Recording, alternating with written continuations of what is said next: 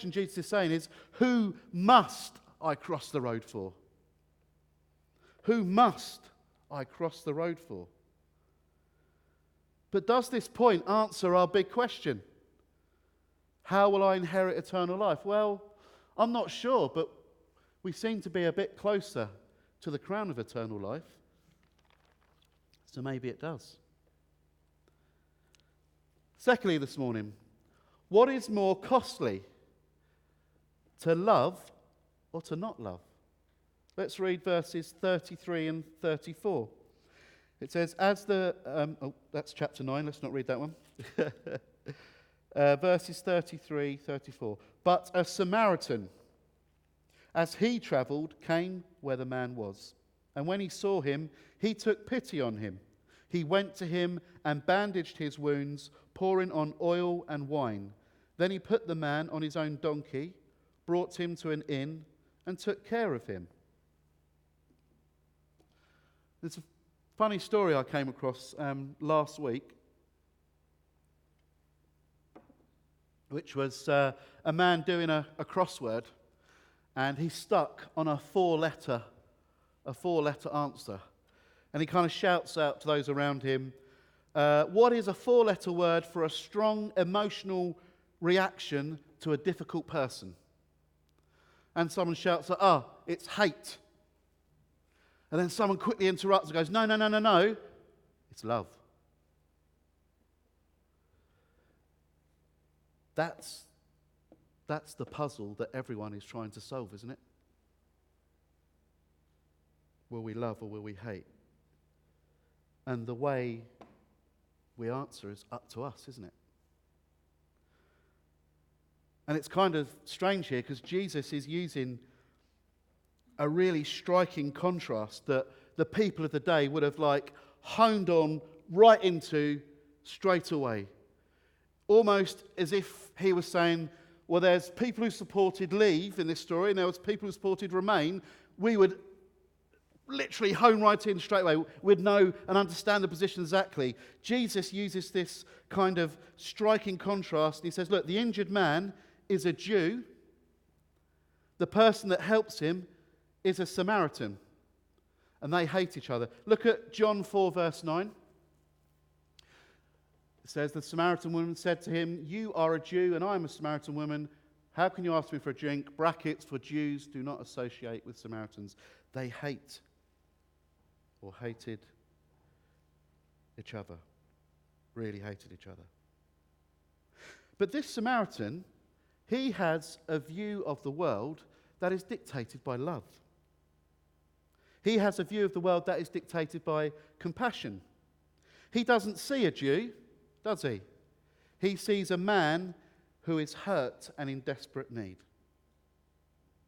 And so he kind of has to stop on this dangerous mountain path that goes on for about 17 miles. You can actually Google this road from Jerusalem to Jericho. It's a dangerous mountain road. It's kind of known for its violent thieves. He then uses his own materials to kind of cleanse him and heal him. He takes him to a place of safety, doesn't he? That costs him money. Now, naturally here, the application that we run to is that love is sacrificial and love is costly. That's a good application. That's a right application. But actually, I want to ask this question of the story and this question of ourselves this morning. Was it more costly to this situation to love or to pass by? I think it would have been more costly to have passed by because this man would have died, he would have lost his life, wouldn't he? Perhaps we could put it this way.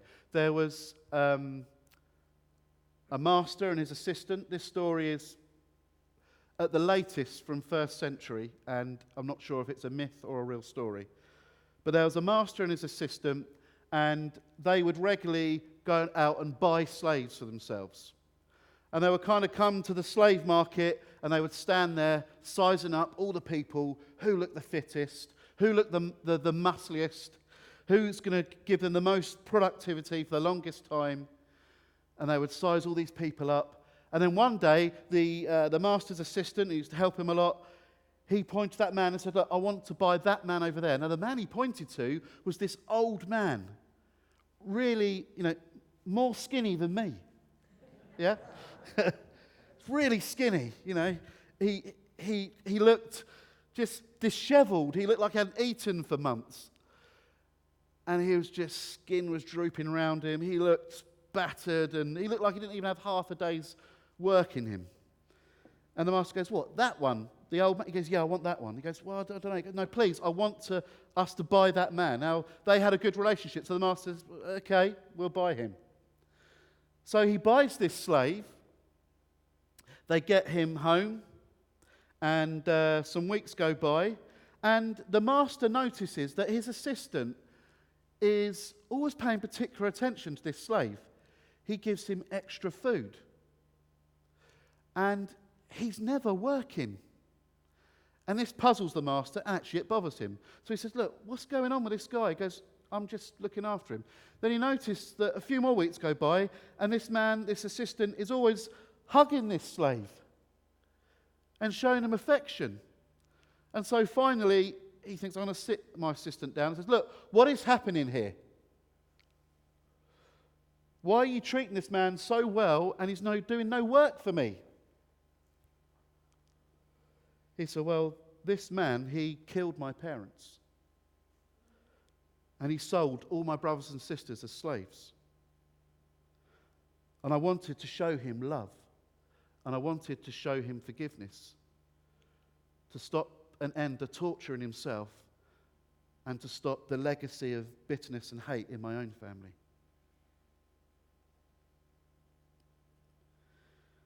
If he had chosen not to love that slave in that way, it would have just continued, wouldn't it? You see, when we choose not to love, and when we choose not to show compassion, well, let's be honest, we may feel sometimes that we saved ourselves some effort and some time and some emotional stress. But the cost to this world, in it remaining unloved, is infinitely greater, isn't it? Let's look at James chapter 2, 14 and 16. James, he doesn't really mince his words. It says, what good is it, my brothers and sisters, if someone claims to have faith but has no deeds? Can such faith save them? Suppose a brother or sister is without clothes and daily food. If one of you says to them, go in peace, keep warm and well fed, but does nothing about their physical needs, what good is it? You see, James is saying, look, do our actions validate our faith, or do they invalidate our faith? It's a big thing that Jesus is asking in the story. But does this answer our big question? Is this how I inherit eternal life? Let's look at the map. Well, we've come even closer now to the crown of eternal life. I'm still not sure if it has, but we're closer. Maybe it does. Thirdly, this morning, and the third practical thing that I think Jesus says, is this. Is our love for others a choice? Is our love for others a feeling? Or is our love for others just an ideology? Verse 35. This is the Samaritan. Look how he continues to take care. He says, the next day he took out 2 denarii, that's 2 days' worth of wages, and gave them to the innkeeper. Look after him, he said, and when I return, note he says he's going to return, I will reimburse you for any extra expense you may have. You see, there's a generosity in this Samaritan that is completely intentional, isn't there? I really like this part of the story. He pays the innkeeper 2 days' worth of wages. He covers any extra expenses that may have come up, and when he returns, he's going to pay them off. You see, our love just can't be a feeling, Because feelings run hot and cold, don't they? Our love cannot be merely an ideology, otherwise we will never engage in it. It just remains like a set of ideas that we subscribe to, but it's like they remain on coat hangers in our life and we never try them on and engage with them. You see, imagine if we had a cabinet on the stage here that had the world's most precious jewels in. And we were really proud of that as a church, that we had these most precious jewels in the whole world here in Hadley in a cabinet. But we were so worried about these jewels that we just threw a cloth over them. And actually, if you were in the in crowd, you knew they were there and you were proud. But if you weren't, then you didn't know anything about them. I wonder, is our theology, what I mean by that is what we think about God, our faith, are they just like jewels in a cabinet? As a church, do we just haul out these jewels every Sunday to kind of gaze on and admire? But we never get them out of the cabinet to touch them, to feel them, to share them. See, our theology, it needs to be real, doesn't it? Our faith needs to be real and effective. Let's read the other part of James 2, the following verses. Wow, I'm never going to read that. That was a bad PowerPoint to do, wasn't it? If any one of you says to them, go in peace, keep warm and well fed, but does nothing about their physical needs, what good is it?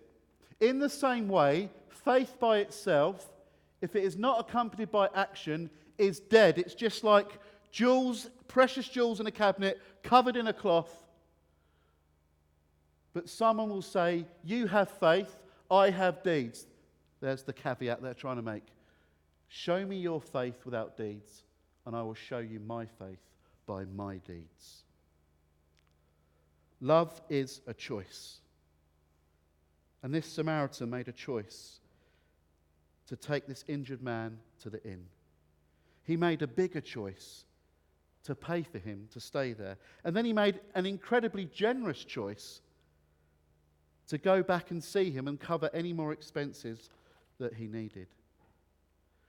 We have a choice this morning as to whether we will cross the road to the one who is in need,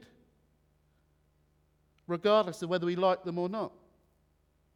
We have a choice as to whether we will love impartially and unconditionally. We have a choice as to whether our love will be more than a feeling, more than an ideology.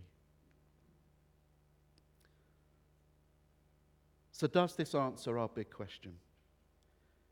Is this how we will inherit eternal life? Let's look. It kind of seems like we've arrived, doesn't it? We've arrived. We have found the pathway to eternal life. Be this good neighbour that Jesus is talking about.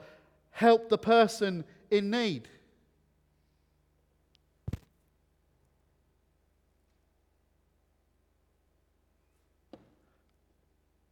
Jesus is saying we need to find the neighbour in ourselves. Let's read verses 36, 37.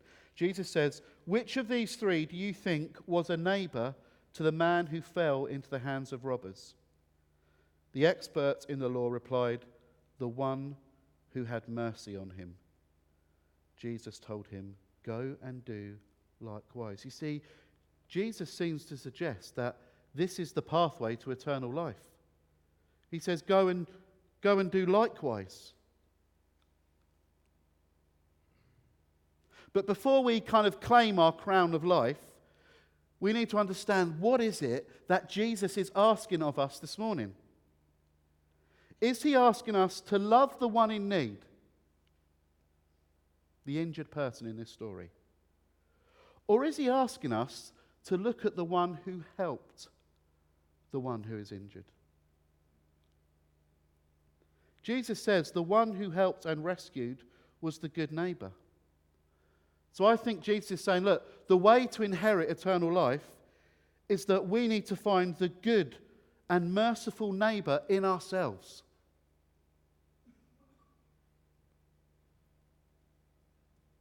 Thing is, we've got a problem there, haven't we?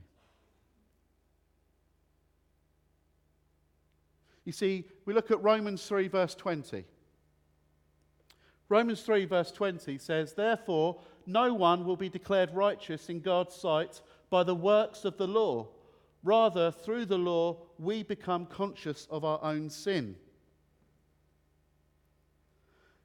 Deuteronomy 6 and Leviticus 19 says, this is how we fulfill the law. You shall love the Lord your God with all your heart, with all your soul, and with all your strength. Do not seek revenge, bear a grudge against anyone among your people, but love your neighbour. That's everyone. Neighbour is someone near to you. Love your neighbour as yourself. You see, Romans 3 tells me that actually I haven't fulfilled the law. I haven't been the neighbour that Jesus has called me to be. Because too many times I haven't crossed the road. Too many times I haven't fulfilled the need. In my own life, let alone somebody else's life. Even the lawyer and Jesus refer to these verses themselves as this is how you fulfill the law. They agree. So we're stuck now. It's like we've reached a dead end. I think I've got it on the next PowerPoint. We were so close to the crown, weren't we? And now we've hit this dead end. What do we do? Where do we go? How do we lay hold of the crown of eternal life? Well, fifth point this morning. Jesus is a better Samaritan. Jesus is a better neighbour. It's that simple. Jesus is a better Samaritan. Jesus is a better neighbour. Let's look at Romans 10, verse 4. Christ is the culmination of the law, so that there may be righteousness for everyone who believes. You see, Christ has fulfilled the law, this law of love and obedience, on our behalf. He's achieved it for us. And we see it in the story. See, the good Samaritan crossed the road to help the injured man. Jesus crosses from the glory and the honour of heaven to this bitter, fallen world of earth to rescue us from the ditch of our own sin and rebellion against God. The Good Samaritan chooses to bring healing and comfort to this man so that this man avoids death. Jesus lays down his own life for us so we can be cleansed, so we can be healed, and we can be restored to God's family. The Good Samaritan ensures this man's recovery will last by returning to him and covering all his expenses. Jesus' life, death, and resurrection are the means by which we can live under the grace of God and have full assurance of our eternal restoration and joy. So let's return to the roadmap. So Jesus wins eternal life for me. I can take the crown of eternal life through Jesus. Yes. Now we're back sitting comfortably in our kind of theology and doctrine. For those of you who are thinking, what on earth and where on earth is Paul going with this? Now we're comfortable, aren't we? But actually, the final point this one is this the end of the story? Because when I studied this a few weeks ago, I still remained uncomfortable. I've got to be honest with you, I still remained uncomfortable by just leaving this application, this story here. Because the practical lessons in this story, as we've seen, they're so important, aren't they? Whilst we can see that only Christ has fulfilled the demands of the law, and he has done it for me and for you, I'm not happy stopping at this point where I sit safely with my crown of eternal life, just waiting. waiting to get to heaven. And so this morning I want to leave you with this thought, and it's a thought I expressed a few weeks ago. The greatest devotion I can show to God, my greatest act of worship, the deepest mark of holiness in my life is how I love my neighbour. How I love my neighbour. Let's go to that last slide. You see, we can't just sit pretty knowing Jesus and having the assurance of eternal life. We can't just leave it there. That is not what we're called to do. That is the first step, the most important step in knowing Jesus. Confessing our sin, our failure to fulfill the law. Loving Jesus for the fact that he has fulfilled it and won it on our behalf, yes. But we have to go back into the world. We have to go back onto this pathway where people lay injured and helpless and desperate. We have to go back into the world as suffering servants of the gospel, and we have to re-love the world again with the love of Christ, don't we? And it's then with the power of Christ within us that we can, by the grace of God, pursue this life as a neighbour. A neighbour which the world desperately needs, isn't it? And I think this is the definition of being Christ-like. For me, I really saw this clearly in this diagram. This is the definition of being Christ-like, because we go from the position of having secured eternal life by Jesus for us. Okay, we don't come from being the Prince of Glory, the Son of God, like Jesus did, not from Philippians 2, if you know that passage. But we go from that position and we go back into the world, just like Jesus did. But we come at it with a particular perspective, don't we? We can only go back into the world when we have come from the ditch, if you like. When we have come from the perspective of the injured person lying on the road with the world walking by. Because we can cross the road because Jesus crossed the road for us. We can love people with the gospel of Jesus because it's far more costly if we don't love them with the love of Jesus. We choose to love others because Jesus chose to love us when we were alone and robbed and beaten, when we failed the demands of the law. So this morning, if you've lived your life trying to be this good neighbour and having many successes but plenty of failures, well, join the club. Go to Jesus, because he's a better neighbour, he's a better Samaritan. And then, church, let's not hug our crown of eternal life tightly for ourselves and think that we don't need to do any more. Let's find that neighbour in ourselves through the power of Jesus that we're called to live. And let's re-love the world with the gospel of Jesus Christ. Amen.